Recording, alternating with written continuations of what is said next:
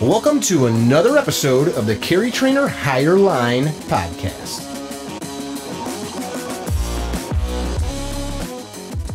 Hey guys, welcome to another episode of the Higher Line podcast. As always, our podcasts are brought to you from the good people at Gunfighter Gun Oil, the world's best lube. Says it on the bottle, so it must be true. And actually it is. 100% synthetic, made in the USA, only available at gunfighteroil.com. We've got a pretty interesting dude here today. I met Mr. Varun Vincent 2 years ago through our mutual friend, Mr. Rudy Reyes. Fruity Rudy, as some people know him. Fruity Rudy, yeah. Fruity Rudy. You're in the city of Chicago by way of India. Mm-hmm. What do? Tell people a little bit about yourself. What's the 2-second pitch on who Varun is, and then we'll tell the big story. So, simple guy, grew up in India, born, bred and fed. Got a family back home, siblings out of the country doing different things. And I came to the States about 9 years ago for grad school. Where'd you go? Boston College. Okay. Studied finance over there and moved to Seattle working for an investment startup. After that, things were really slow with the investment startup. I've always wanted to work on Wall Street, wanted to work in New York City, but it was really hard for me to start. I never knew a single person over there. I did not know where to start. International student. Having said that, I had a life-changing experience once at Crater Lake in Oregon, Crater Lake National Park. That prompted me, that gave me the courage to pack my bags, bought a one-way ticket, $50 in my pocket. I flew to New York. Took me a while, a few months. Then I got a job at Citibank and I was working with them. I switched companies while I was in New York. Was there for about a few years. 4 years ago, I lost the job at the brokerage firm in New York because the company acquired another firm. And now I'm in a position where I'm trying to figure out. I thought I was the smartest guy, one of the smart guys, but reality hit hard and I was not able to find work. It took me a few months. I hit rock bottom. I was rejected from a dog walking job, WAG.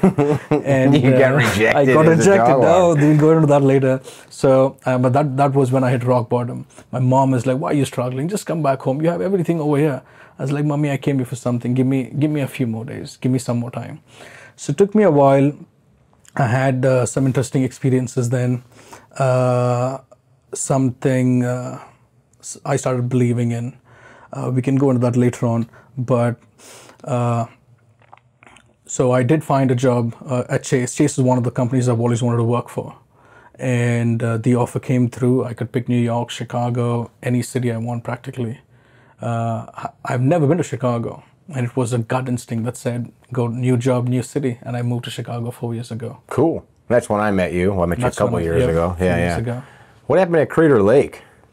I mean, you got to go too deep, but like, did you see like an alien, a spacecraft come out of the sky? That would have been easier. It was one of my sister's friend's 30th birthday. We go to Crater Lake, and this was the last day the lake was open.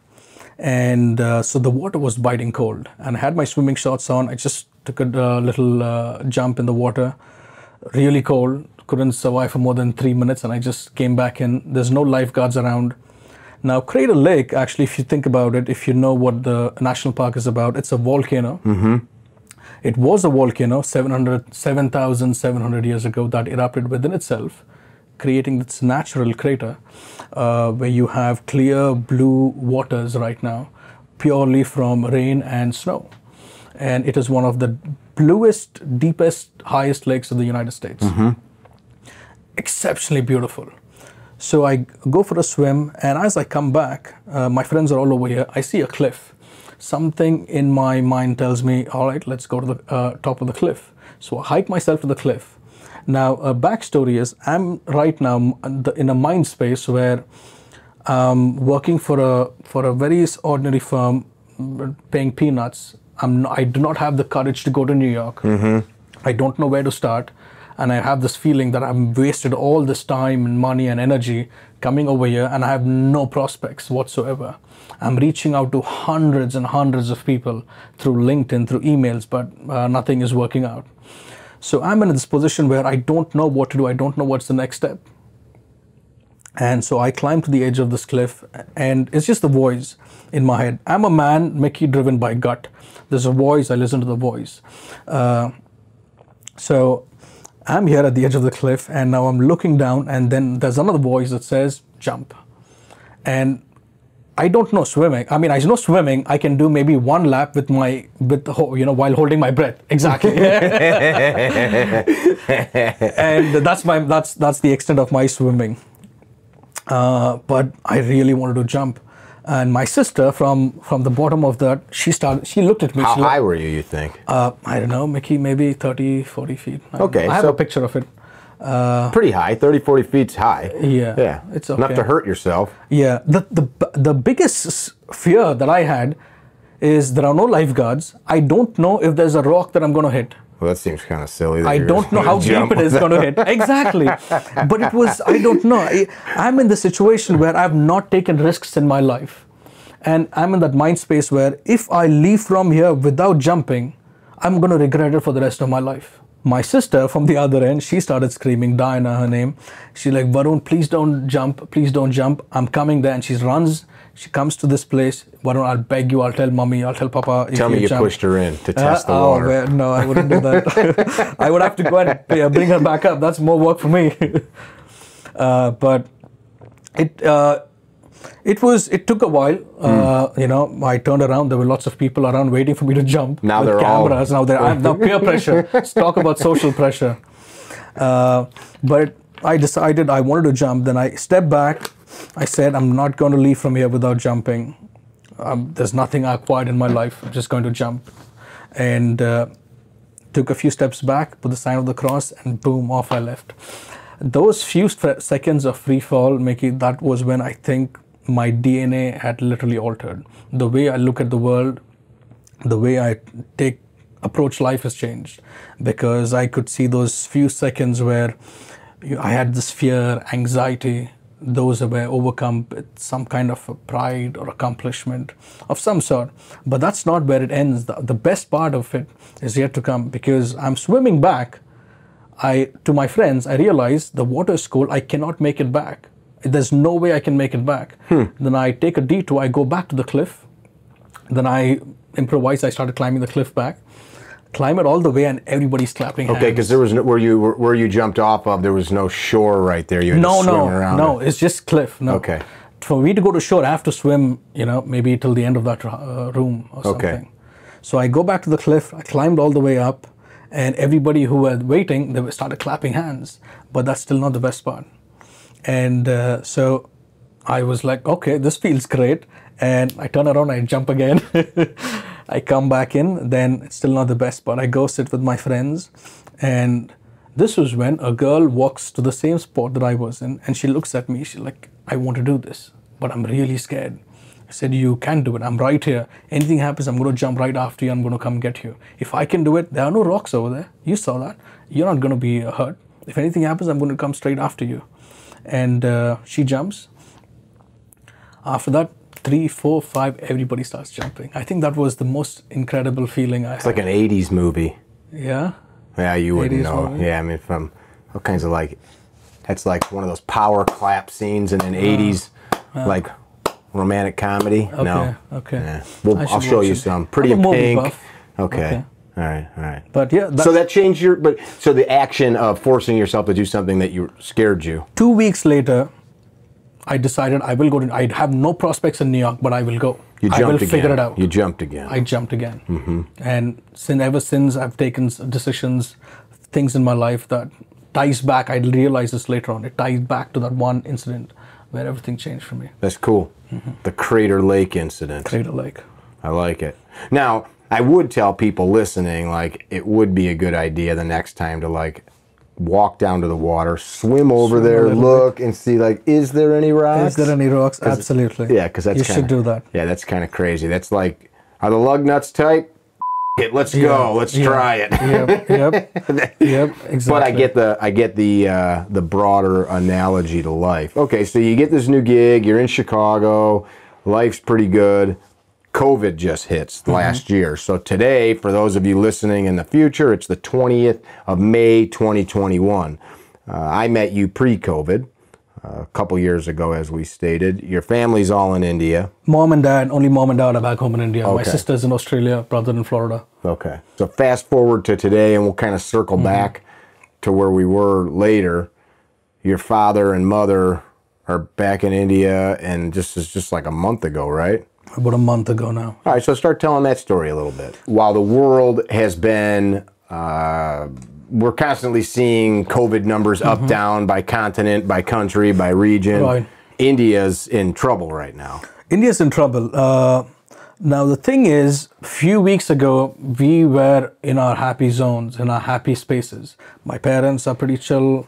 Got a family, extended family, who are very tight-knit. They are chill, having a good life. Me, all of us, my siblings are all having a good life. We were not cognizant of the challenges that other people in the country were facing. Things were catching up. We only got into this picture when suddenly, so my father was treated for COVID. Now back home, there's something called as remdesivir, an injection, a vial that is given to treat COVID. It removes the infection from the lungs. He was treated for COVID in April. It was a 1 week long course. We already felt a little challenges because it was a little challenging getting into the hospital, which I never realized that time. But we have a doctor in the family, so it was easy to get into the hospital. Completed the treatment. He was, I would say, 40% to 60% conscious, responding, motor skills and all. So he was really sick. He was sick. And he's a boxer. He was a boxer. My father was a boxer. So he has a good, good resilience as well, sportsman. He came back home after the treatment and he was okay. We spoke over video call. It was all okay. So we knew he was going to be okay because my friend's mom, who did the same treatment about 1 year ago, she's back to normal right now. So we are pretty confident he's going to be back normal. The next day, my mom calls me up frantically, Varun, Papa's not breathing. He's breathing, but he's not responding. He's not eating any food. Should I be worried? Should I call doctor? Is this normal?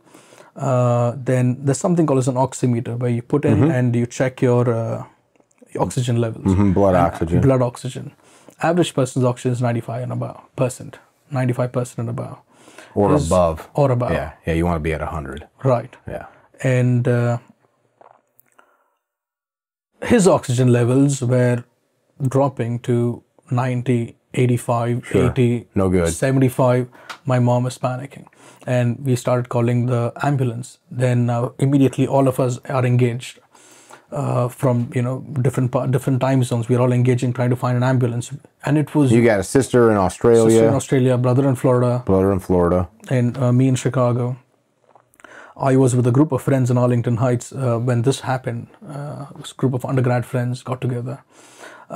So everyone is making calls now. And it was surprising to find out why is it difficult to find an ambulance. And that is when it just hit us, the gravity of the situation that's happening. Because now we are experiencing this firsthand. And so I'm engaging every contact I have. Why is there no ambulances? So there is curfew that hits at 9 p.m. So what happens is the place shuts down. There are containment zones, and This is all over India. this is all over most parts of India. Okay. But not just that. That is when we realized everybody is needing ambulances. People are dropping. People are falling sick by the minute. So they are occupied. So when we finally got hold of some ambulance, that ambulance comes home to pick up dad. One person comes in the ambulance. We live on the first floor. How are you supposed to take my dad? My mom can't carry him. Usually people come with a stretcher. Sure. There were no people available. So that was the first challenge. I had to call up my cousin, my friends. They can't come because they are worried for COVID themselves. It's such a sensitive issue. They've got their own older parents living with them. And also they are on other containment zones, so they can't come even if they want to. So my neighbor was kind enough to come help out, get him in the ambulance. That's the first hurdle. So you're back in Chicago.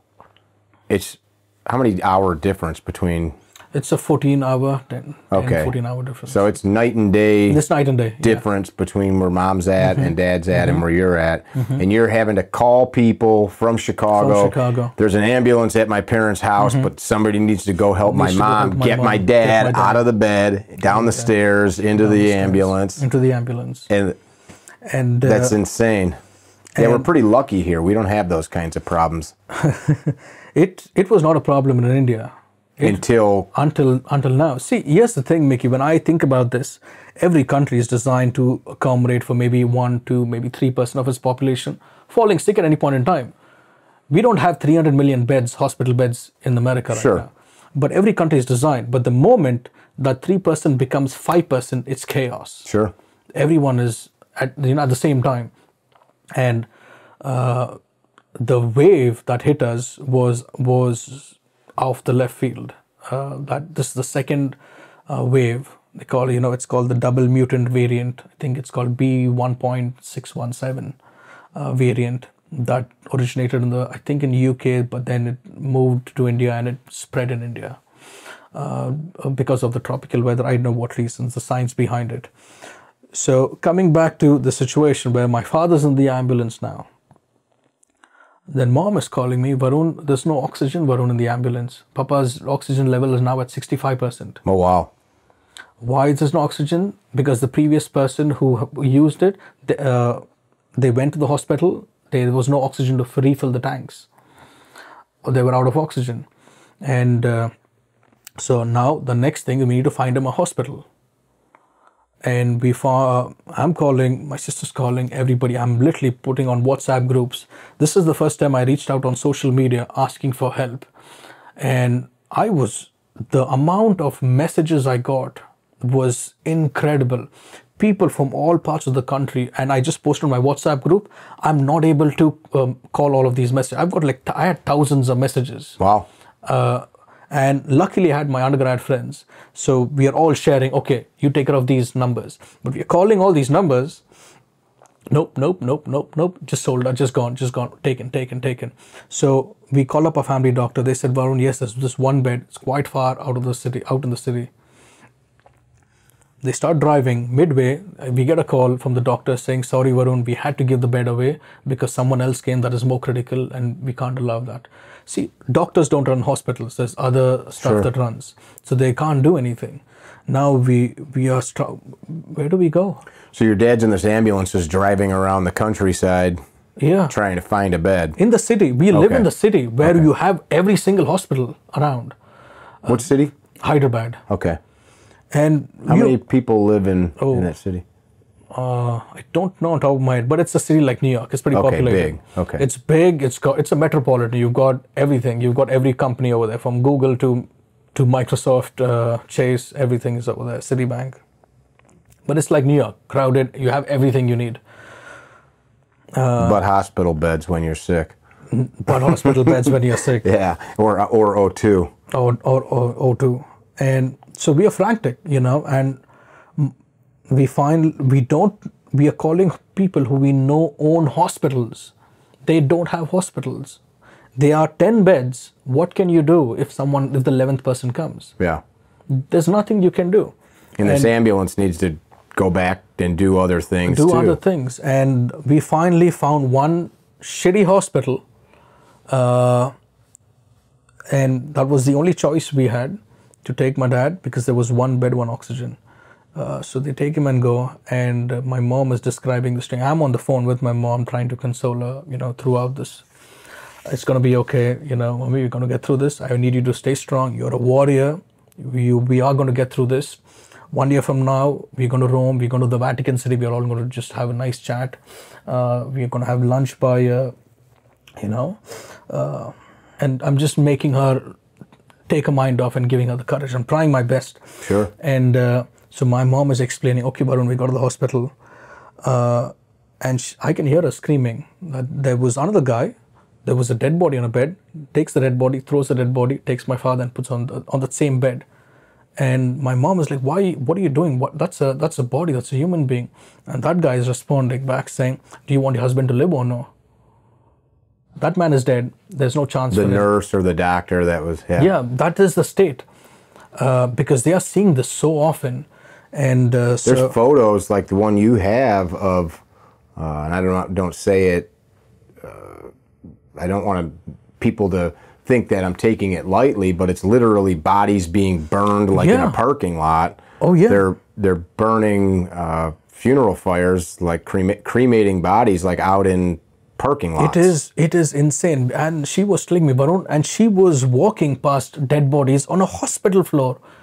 On a normal hospital, she'll, Varun, there are so many dead bodies away. I don't know if Papa can make it. I'm really scared. And now is she masked up and all that, walking She's around? all masked up, face shield up. Before I left from India, I was in India last year, I bought them a shield and a mask. So they had a shield and a mask, so double mask, shield, sanitizers. But here's the thing, all this is happening, I'm worried about her. Sure. What if something happens to her? Literally, who's there? I'm trying to figure out ways to get back to the country. Yeah. I don't care if I'm going to lose my job. I don't care two shits about it.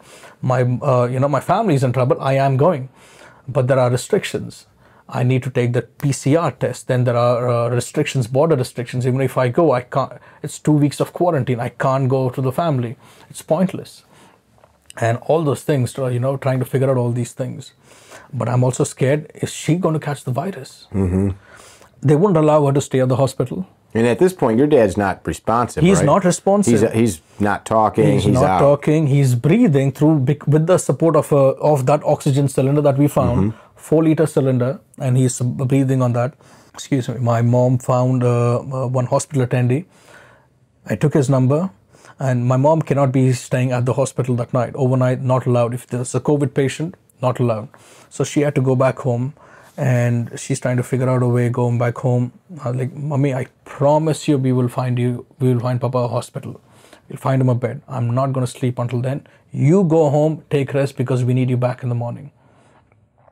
She's like, can you promise me? Are you going to promise me? He's like, yes, just go home. She goes home. Okay, now I'm calling this guy up, the attendee. How is my father? I need to go check on him.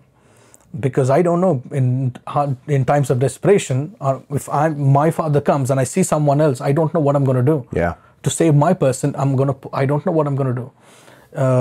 So I tell him, I will give you whatever you want. I need you to stay with my father the entire night. He's like, yes, I'll do this. But there's only so much you can expect. And in the meantime, I'm trying to contact my other friends to send doctors to go to that hospital who have doctors. So there were doctors over the period of one night. We had doctors who went, checked his oxygen level, was around 90, so that improved. Mm-hmm. So that's some relaxation. Now we are working to find him a hospital bed now. And this is social media, tons of calls. And one bed, man, one bed. It took hundreds of people to call. And so after maybe 16, 17 hours, this was me pulling through the entire night, all the way through the morning. Luckily, I had my friends around. They were coming, giving me a glass of water, some snacks. I'm sitting in the balcony making calls. There's nothing I can, I want more than to find a bed. And slowly things started showing up, and we had options now. One person said, okay, Varun, there's a bed. Another person said, yes, there's a bed, but I don't know, if that is really going to work by the time we go, if it's occupied. But there was one friend who really, out of the blue, she stepped up. She's a commissioner of police. She stepped up and she sent cops to pick up my mom, take her from the house, go to the hospital, clear out that bill, wow. Take him out, go to one of the best hospitals in the city. We go to that place and they said, no, sorry, we don't have any beds. Then she's like, Varun, don't worry, we will get him a bed. And within 7 minutes, they made a bed available for him. Wow. So it took so many hours. I mean, we'd like to think we are, decently connected in the city to be able to find. And it took us about 16, 18 hours to find someone, to find a doctor to take care of my dad.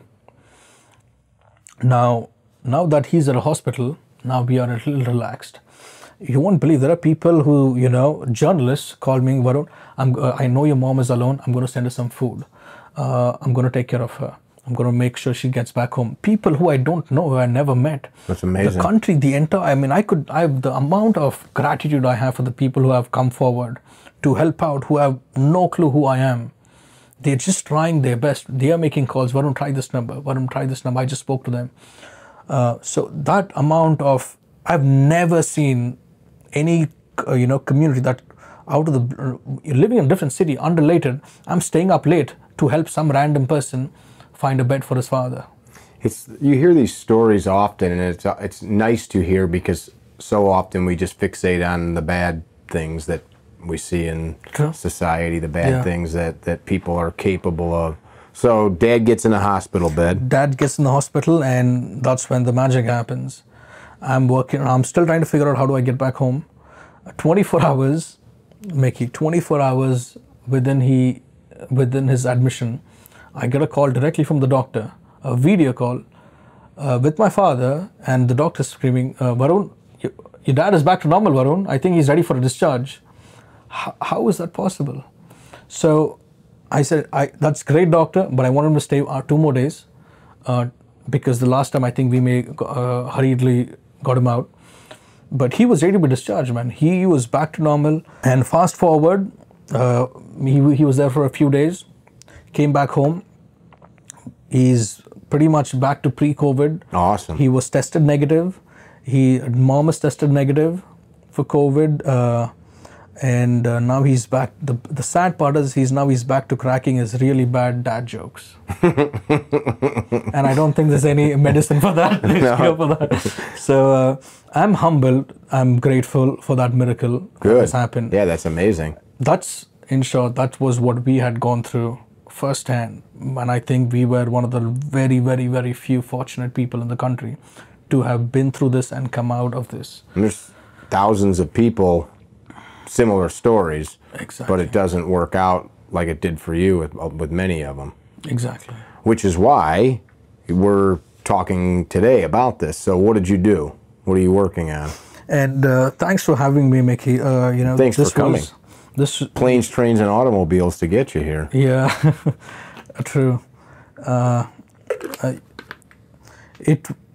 So the day he got discharged, I live in an apartment in Chicago that oversees Lake Michigan. Mm-hmm. I lived there for about 4 years. I never really saw a rainbow. That day he was discharged, I don't know, I don't want to go all biblical, but that was the day I see a full rainbow. I just took a picture, I put it on Instagram but my friend who's a pastor back home, he sends me a biblical quote, something about Noah's Ark, and the gods, the word on the rainbow was a covenant that God would never flood the earth again. Yes. Yeah. Genesis. Yes. Thank you for that.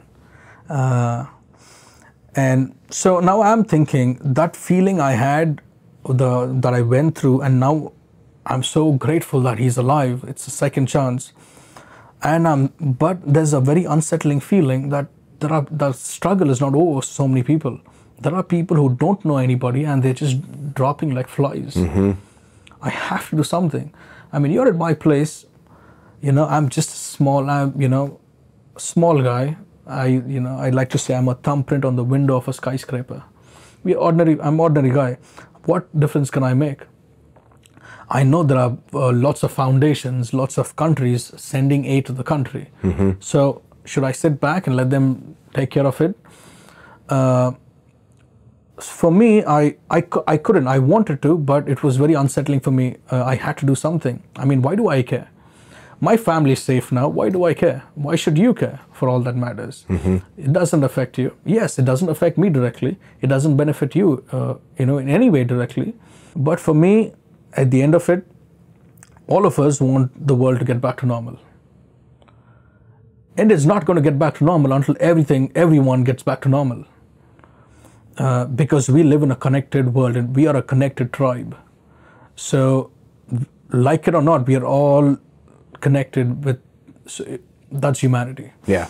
And if not that, the only other reason is, if anything is going to make the world a better place, then I don't care if I might spend a few sleepless nights, shell out a few dollars. It's not going to affect me, but I'm going to do this to make sure what to do. And then is when I started thinking, how do I make sure?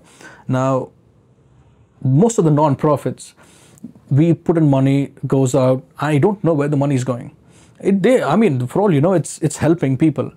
I'm a very, maybe a little control freak, but I need to know that if I'm tapping into my social network, if I'm paying money myself, I need to know the money is going and making a change directly, dollar for dollar. Sure. I need to see live. I need to see tangible results. So I got through working, through a bunch of calls with some friends in Germany, some friends in India and across the country, bouncing ideas off. It took us a few days to round up on an idea to build something that will be tangible, because we also wanted to anticipate what's going to happen 2 weeks from now. Because when this started, last week or 10 days ago, the problem was oxygen concentrators. So should we focus on oxygen concentrators? We were looking at the math, we were looking at some research. And we realized that countries are flooding oxygen concentrators into the country, into India.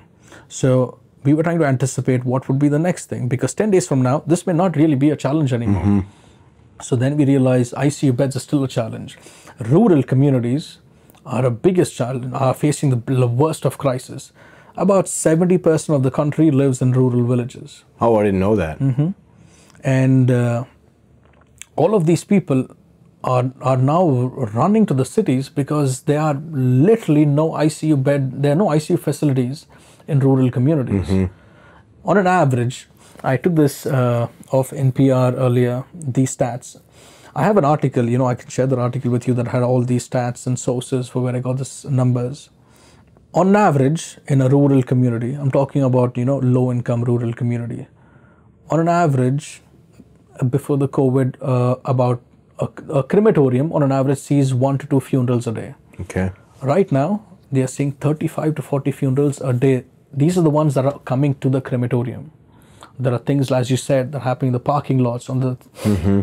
They are uncounted for. So it's gone up 40 times. Okay. 40 times. The ones that only, numbers are all undercounted. Yeah. And so what we've decided is, okay, let's make a difference. Let's try to pool something to provide. We wanted to find the largest impact with the little resources that we have that will make the largest impact. And so we decided to focus on a rural community, pick one of them, 1 or 2 of them, depending on how much contributions we get, set up an ICU, 10-bed ICU facility. So we worked with doctors.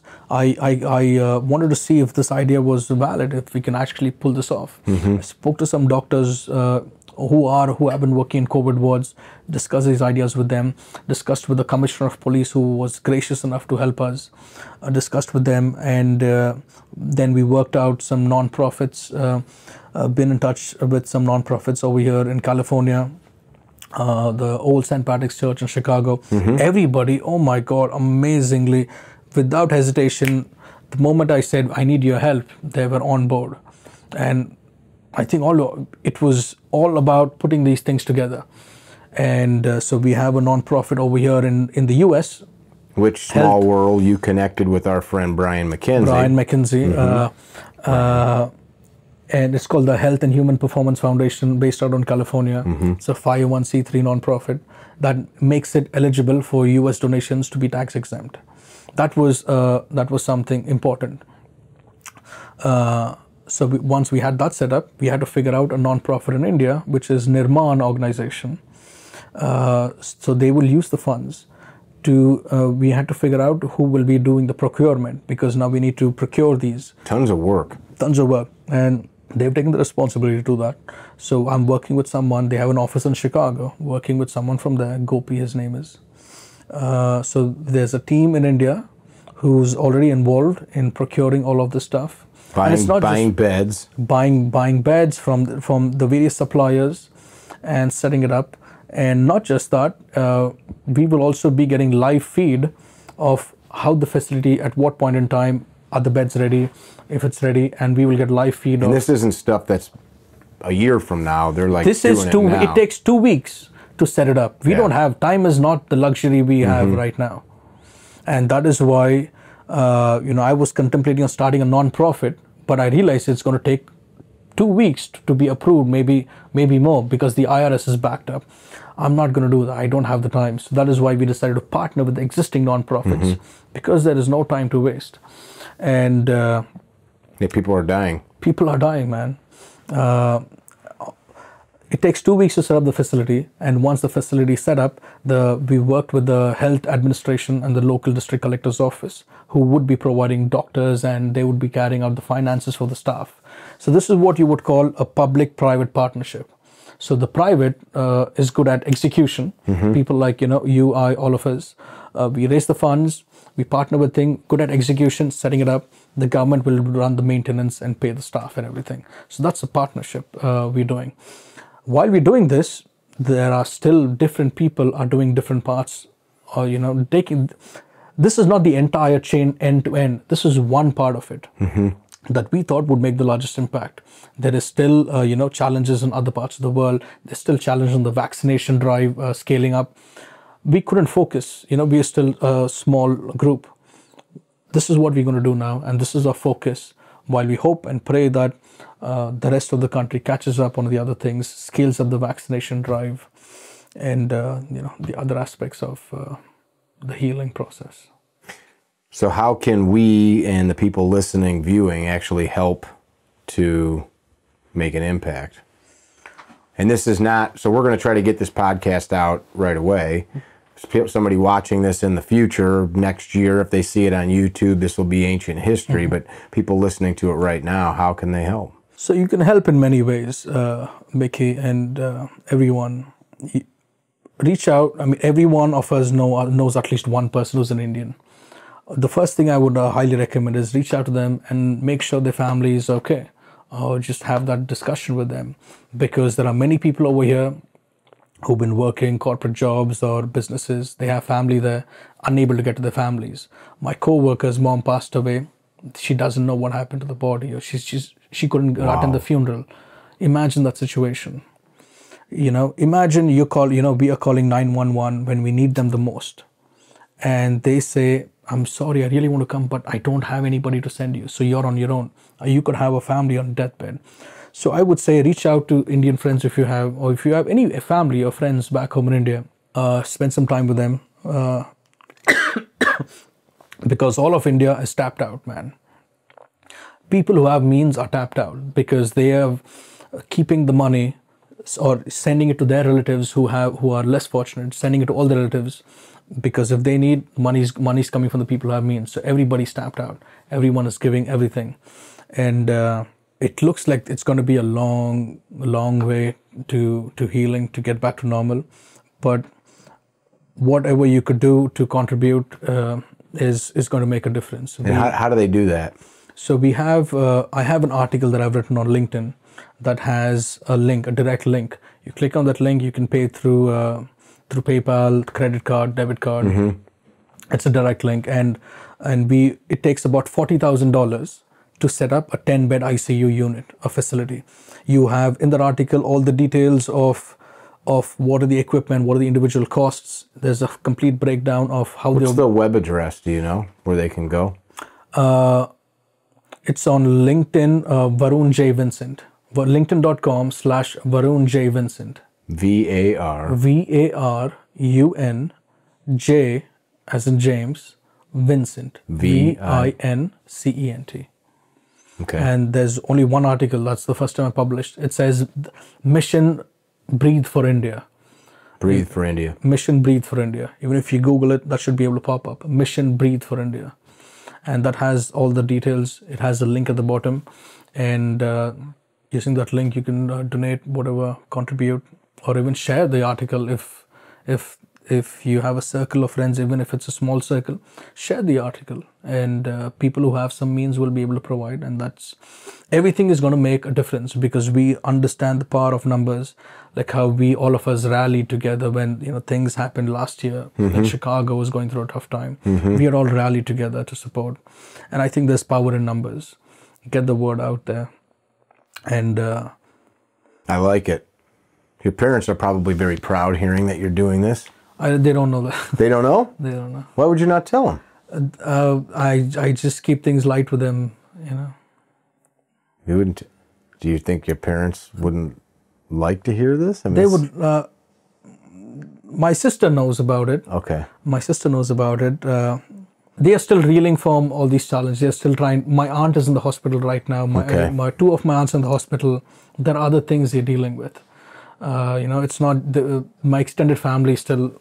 And at any point in time, I've got some groups on WhatsApp groups where I just realized, just on my way to your place, discovered that my high school teacher, who we raised funds for a treatment, she just passed away from COVID. I'm sorry to hear that. So there's always one or the other person dropping off, and so that's heavy. It's interesting. India, you and I talked about this a little bit, it has such extremes of the socioeconomic scale.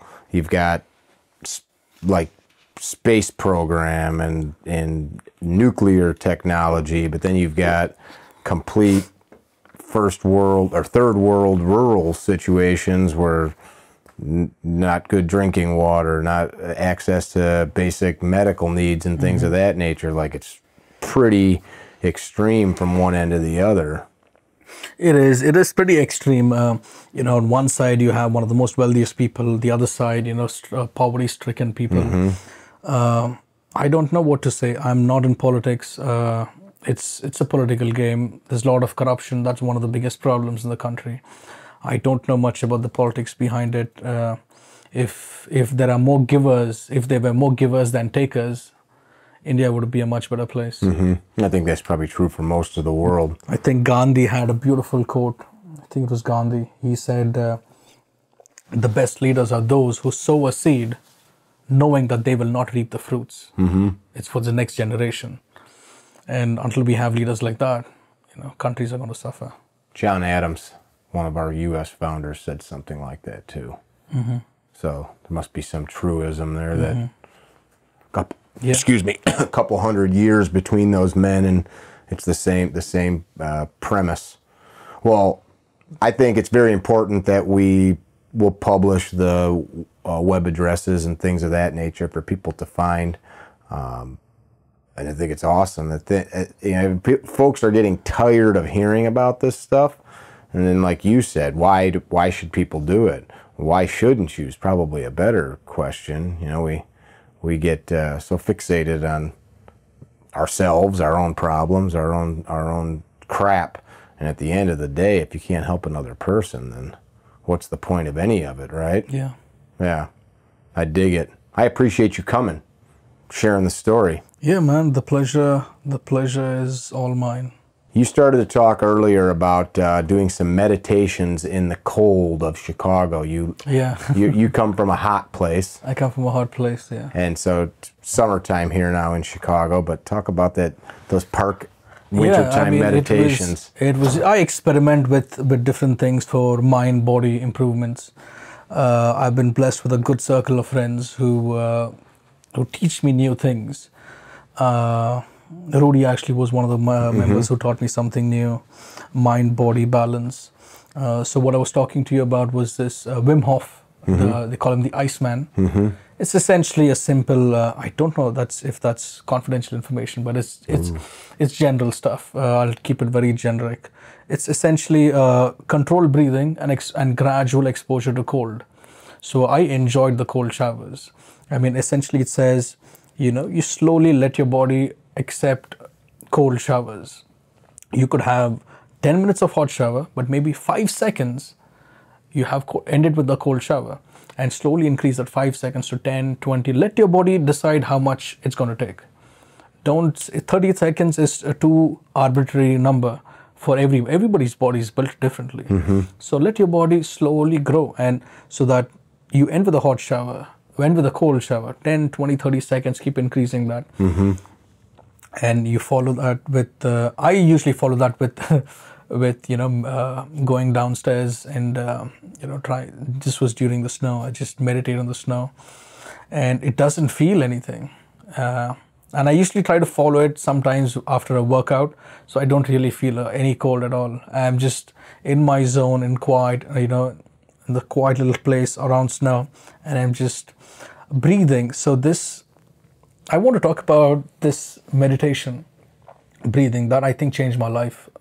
It just came to me. This was something I tried when I hit rock bottom in New York. Also, I tried when trying to figure out my dad, trying to find him a hospital bed. I'll give you a quick gist of it. I won't go into details. We can talk more about it later on. But essentially what it is closing your eyes and picking one intention. At any point in time you pick one intention. And it is not your problem, my problem, to figure out how it's going to happen. It can be as ridiculous as it is. But each time you pick one intention. So give me an example. The last time I did it was a few days ago, where I was saying, I hope we are able to succeed in this mission, where we are able to save at least 100 lives. We are able to get this 100 lives, some guarantee that 100 people were saved. Something like that was something. So your intention was save 100 lives. Save 100 lives. Before that, I was trying, relentlessly I tried I've never tried, it was so intense for me when trying to find my father hospital bed. I remember sitting on the balcony under the sun and just boom, on it. So you pick one intention, singular, and then you close your eyes and you imagine a stream of white light comes into your head, flowing into your head, going through your spinal cord, hitting all the centers, and it's gradually spreading its light from there. What helped for me is, when I use a bright light in front of me, or I sit and during sunrise or sunset, so I can visualize it easily. It's hard to do it in a dark room, but I'm able to visualize it much clearer if there's something already bright in front of me or above me. And you will feel, it can take time to practice. The first time I did this, Mickey, was in New York, where I've always wanted to work at Chase, as I said. And I had these business cards. This was the day I got rejected from the dog walking job, WAG. Shitty company, great company maybe, but they rejected me, so it should be. What was the rejection reason? Oh, bro, I'll tell you. Now, little did I know that you need to. That there's more than one type of leash. I had no clue. There's more than one type of a leash, a harness, whatever you call it. I went. Well, there's your first problem. You don't sound like you're the dog walking guy. Hey, all I thought is, you put a harness, you walk a dog. How big can it be? How hard can it be? I'm a graduate student. I'm a master. I thought I could figure it out, but I was wrong. I overshot myself. Clearly, I'm not the smartest guy in the room, and I walk in, and it's a big weight. It's a job in demand. But hey, this was my last option. But I'm really excited. Because that's what maybe pays $40, $50 an hour. Back then, it was really big for me. And I'm waiting, I'm excited, I'm chill, I don't care about, I look at all these people, I'm like, I'm going to get the job, man, I'm the smartest guy here. Big mistake. I go into the room, and then this lady, I'm actually sitting right here, she's sitting more or less over there. And she removes the stuffed dog, the black stuffed dog, little one, toy, stuffed dog. And she said, okay, here's the dog.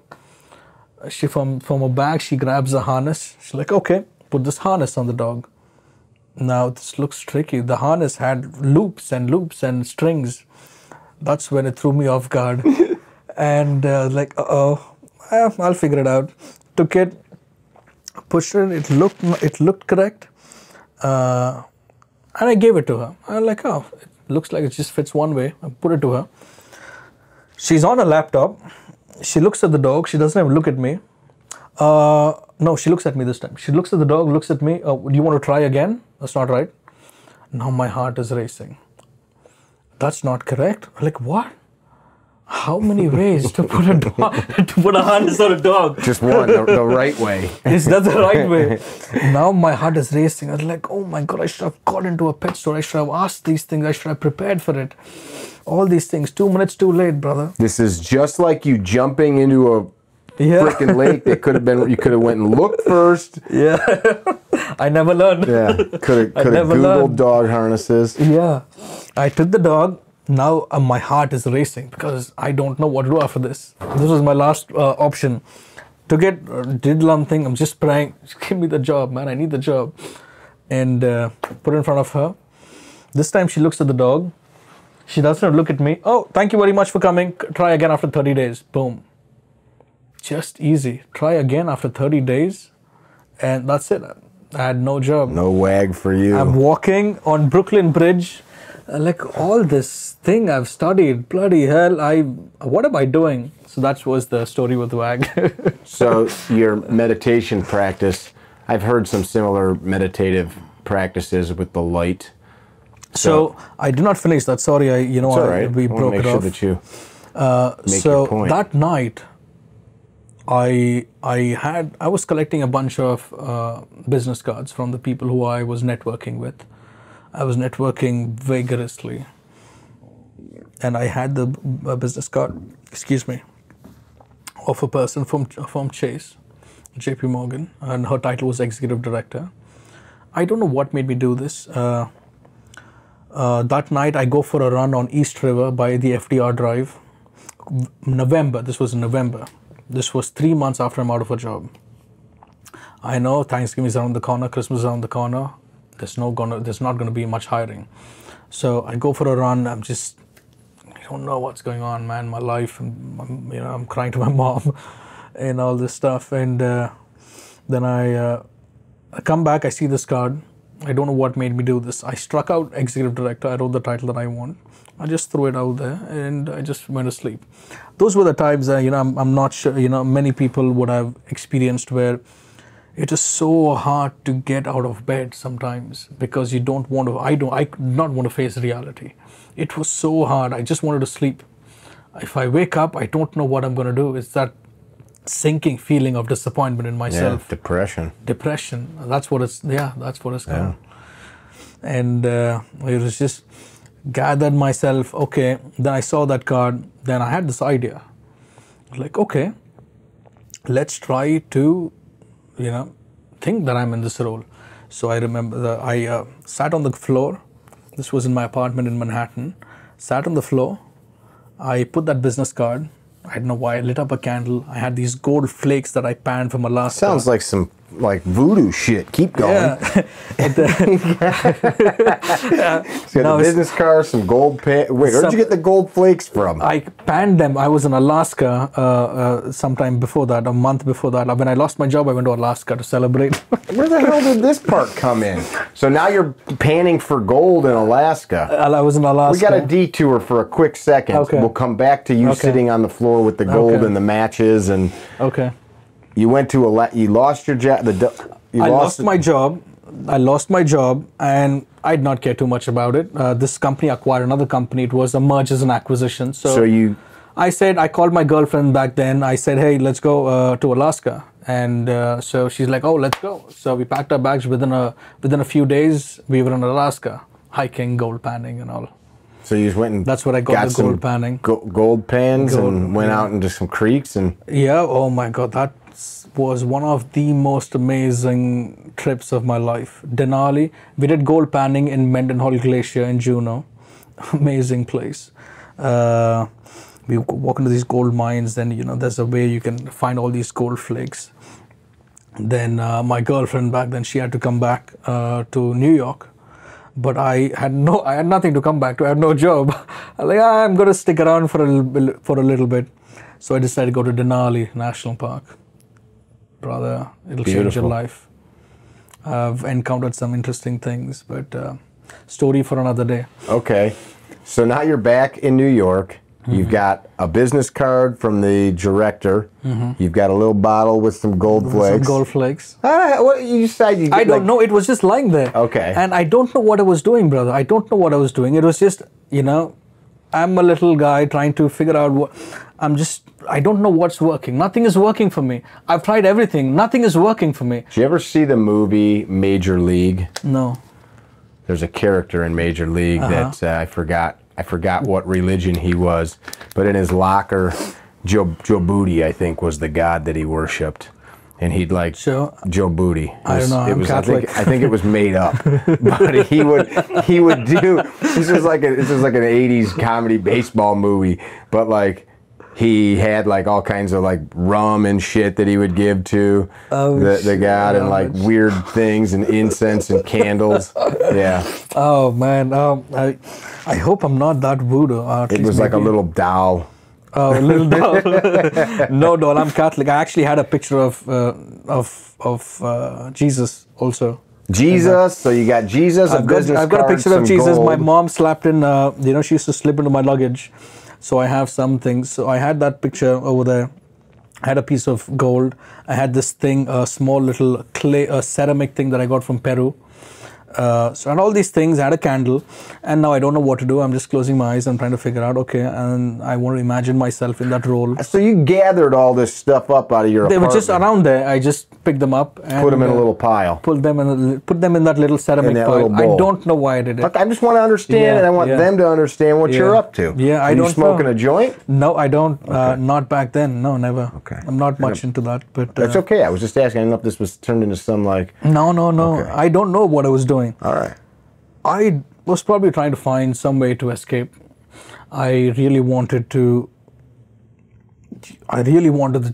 job very badly, because I remember back home in India, I used to watch this video of a business school that played this music, Bittersweet Symphony by the Verve. It was playing in the background, and they had people on kayaks just on the Charles River or some river. They were kayaking. That was a image, that picture, stuck in my head. And I used to just say, just give me the chance. Give me the chance to do this. So right here, now I am here in this country, and I'm here. I had the chance that, for out of luck, I lost it. But now I'm back in this position again. I'm still trying to fight. Give me another chance. I still haven't, gone there all the way yet. And so I put this, lit the candle, and I'm thinking to myself, okay, what do I do now? And I'm just visualizing myself trying in that role. I can't last more than 5 seconds, 10 seconds. What do I visualize? During this time, I was literally hunting for inspiration. I used to try to call up my friends.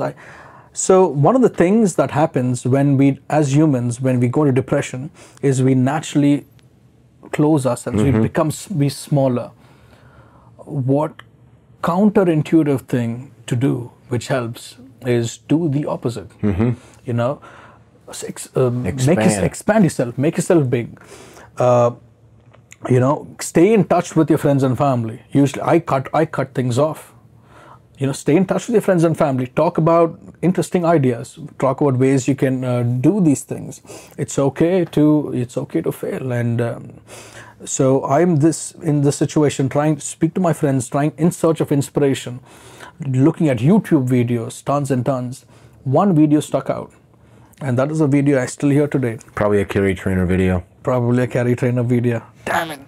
Where have you been, brother? And what was it? So it was the thing about, fast forward to our exercise about the visualization. It talks about picking one thing, having imagine, use your creative mind, use your right brain. Imagine a stream of light going through your head and flowing through your spinal cord, all touching all your energy centers, and imagine that light spreading across your body. Through your hands, you're lighting up, and then imagine it comes from your heart. That it's just imagine the positive energy from your body. This is positive, radiant light that's coming into your body.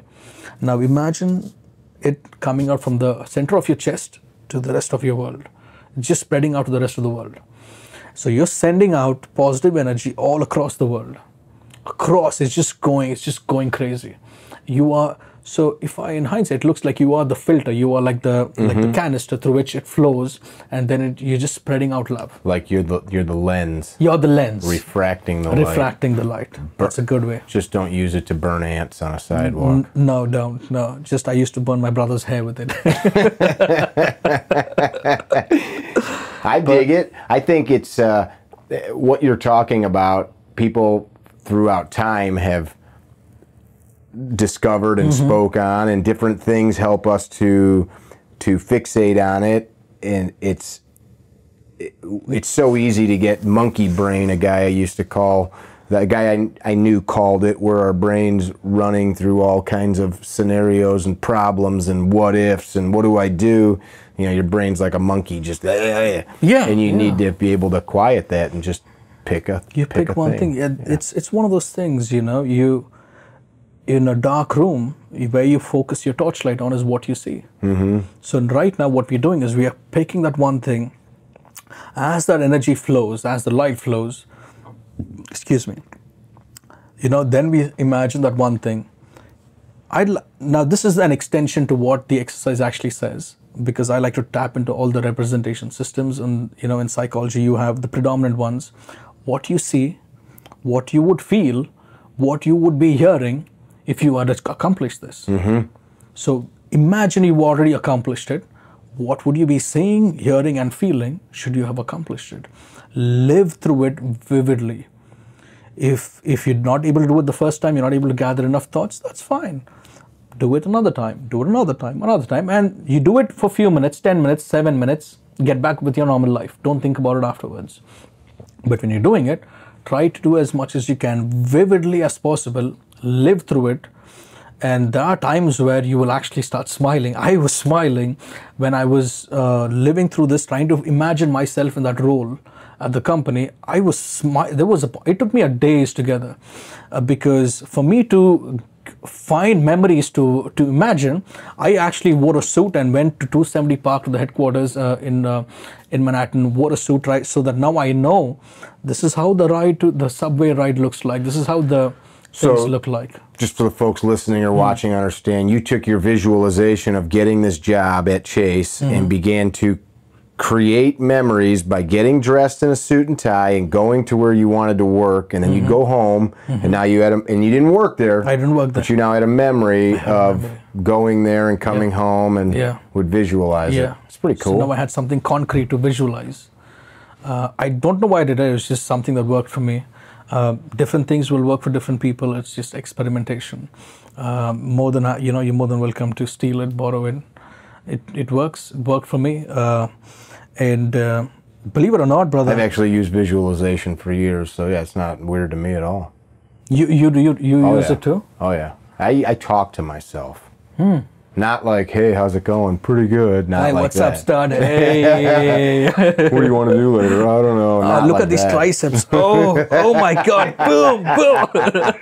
Oh, I'm the good looking. No, not like that at all. No, same thing. Same thing. I mean, that's what self-talk is really, it's meditation, but it's just verbalized a different way where you focus your thought energy to a specific end. Yeah. And you're absolutely right. And I mean, you're one of the most interesting men I've met. I'm looking at a book here, right here, Napoleon Hill. Keys to Success. And he wrote another book I love called Napoleon's Think and Grow Rich. So I was about to say, in Think and Grow Rich, he talked about how he would have discussions with Abraham Lincoln. They were all in his head. He created and some people read it and they think this guy was a freaking lunatic. But what he was talking about was really what he was saying is, if I had this problem, Abe Lincoln was good at this. And there was a whole series of people. Abe was just one of them that stands out. He had like 5 or 6 people that was like his counsel. And he would have these like the mastermind group. Yeah, but it was to him, what would... Oh, I know what you're saying. Okay. Yeah, they were not around him. He used to imagine. They were all dead and gone. Yes, okay, and he knew none of these people. But how would this person have approached this problem? And he would have these fantasies of sorts. And if you don't understand the very basic stuff that you and I are talking about, like the self-talk stuff, that stuff sounds like, I remember as a teenager reading that, like, this guy's a freaking wacko. But getting older, I understood it was him allowing his subconscious to tap into higher levels of thought. Absolute higher levels of thought. And for him to be able to have those conversations, he had to learn all about the people that he was drawing knowledge from. And it wasn't like he knew he wasn't actually talking to Abraham Lincoln. It just expands the breadth of what we can grasp, you know. Human brain is so fascinating. You know, if we let it grow, it'll just give it a chance. I think we limit ourselves, you know, we put restrictions on our own minds. There's all kinds of things we don't understand. Yesterday I was thinking about my friend who's got surgery tomorrow. And I literally was thinking, his name's Derek, I was like, wonder how Derek's doing. And about 3 seconds later, my phone, a text came through from Derek saying, hey, I appreciate you talking to me last night, because we were talking about the surgery he's got coming up. Nothing major, but nobody wants to have surgery. But it was like, you know, I'm thinking about him, and then he calls me or texts me. And that happens to all of us all the time. And that's not just happenstance, because it happens to all of us all the time, right? It's not like, oh, I wasn't thinking about you, and then you called me. That's not that's not remarkable. But you know what I mean? Yeah, that's like, there's interconnection there. We're all connected, man. You know, we are a connected tribe. Like, you know, we're all a connected tribe, and there's always a higher power. What's something that the people listening, or let me rephrase that. What's something about you nobody knows about you? What's something that's like interesting that you would like people to know about Varun that nobody knows? Or like you just don't talk about, or, I mean, don't say anything weird, like about like, you know, like you wear ladies' underwear or something creepy like that. Wait, did you see when I bent over? I knew you were looking pervy, Pete. But nobody knows. Not many people know. We can skip that one. That's a hard question. Sometimes people are like, ooh, I've been waiting to tell. How about this one? The people listening, the people that have been viewing the video or listening to the podcast, what would you leave them with if you've never crossed their path in life? If this is the only time you'll ever interact with these folks, what would you leave them with? I think we're all, you know, what I'd like to say, if this message reaches out to you, you know, you become part of the Good Vibe Tribe. Good Vibe Tribe. So that's all, we're part of a tribe. I mean, I hope to be able to help you find a way to help you down the line. All you could do, you know, if not this cause, I think we always try to be the givers rather than the takers. I think there's more love, there's more, and there's abundance, man. There's abundance in the world. So you could be like a guru, especially with that hair. I could see you sitting cross-legged, maybe in ladies' underwear. The Good Vibe Tribe talking about abundance. We could take the ladies' underwear out of the equation, but where'd you get the Good Vibe Tribe from? I don't know. It just that should be on a T-shirt. Varun's Good Vibe Tribe. I see you got a Costa Rican bracelet on. Pura Vida. Pura Vida, man. You've been to Costa Rica. So I love adventure sports. I love doing stupid stuff. I did my first bungee jumping when I was in Costa Rica. Incredible. I could see Varun's adventure camp for the Good Vibe Tribe down in Tamarindo, Costa Rica, maybe. We've got some friends down there, and you could have a T-shirt, part of the Good Vibe Tribe. We should go on a trip, brother. Let's do it. Let's do it. And I mean, I really appreciate Drew for taking the time, and thank you, my brother. Appreciate you. I'm glad that you came out. Planes, trains, and automobiles. Everybody that comes in here has to sign the wall there. Oh, not the wall, but the. Okay. You can move this chair too if you need to. You can get it anywhere you want. Put the date on there. And actually, you should write the Good Vibe Tribe next to it. Okay. Oh, so you're like a man of balance. You saw the right side was getting heavy, so you're like, I should go to the left. Out, Man of balance, Drew. Oh, wow. Look at that freaking signature. It's real. Like a doctor. My father, when we were trying to figure out signatures when I was a kid, he gave me a book. He said, practice your signature. It took me 2 weeks and 4 notebooks to find the signature. Damn, that was freaking, he wrote that with some power, too. All right. Good work for that, Mickey. My handwriting is really bad, though.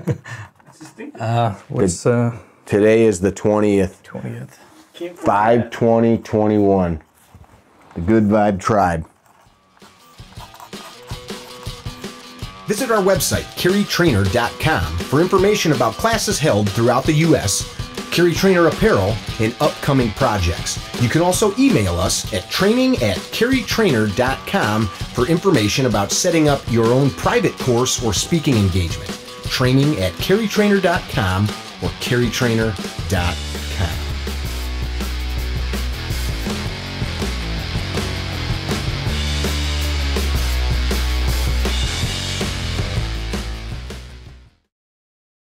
I said I got me some gunfighter gun law.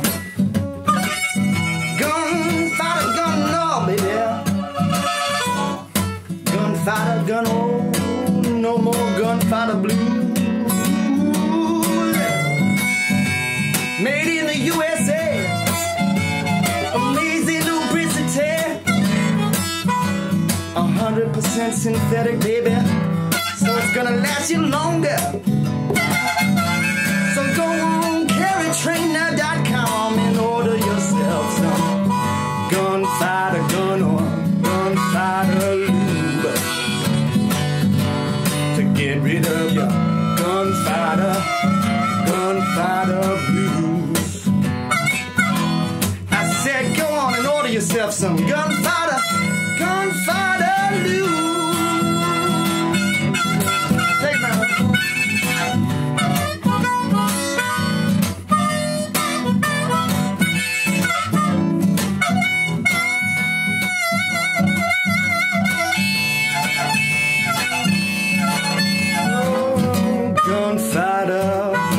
Gunfighter